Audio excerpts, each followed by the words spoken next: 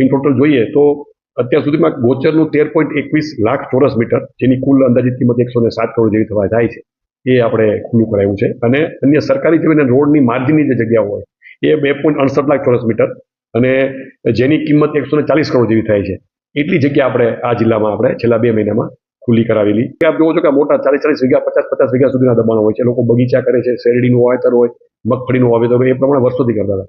ગોચર છે ગાયો માટે અને ગાયોના ચરિયાણ માટે છે. ગોચરનું દબાણ થયું છે એને એક મેસેજ પણ અમે આપવા માંગીએ છીએ કે તમે જે બેઠા છો એ ગાયોની જગ્યા માટે બેઠા છો, તો એને ખુલ્લું કરાવવાનું છે. તમે જે વાવેતર કર્યું છે એ જેના માટે છે એને અમે પહોંચાડશું. આજે 329 ગ્રામ પંચાયતોમાંથી 64 ગ્રામ પંચાયતોમાં મેં આ કામગીરી એ પૂરી કરેલી છે કે ગોચર હોય કે સરકારી જમીન હોય કે રોડ સર દબાણ દૂર કર્યા છે. હજી બીજા ગામોની રજૂઆતો અમારી પાસે છે જ, તો એ ગામોના જે બાકી રહી ગયા છે એ લોકોને એક અપીલ છે કે ભાઈ તમારા ગ્રામ પંચાયતે અહીંયા કે લોકોએ ફરિયાદો કરી જ છે કે ભાઈ અમારું ગોચર દબાઈ ગયું છે, તમને ખબર છે કે તમે દબાણમાં છો, તો સ્વેચ્છાએ ખાલી કરી દેવું જોઈએ.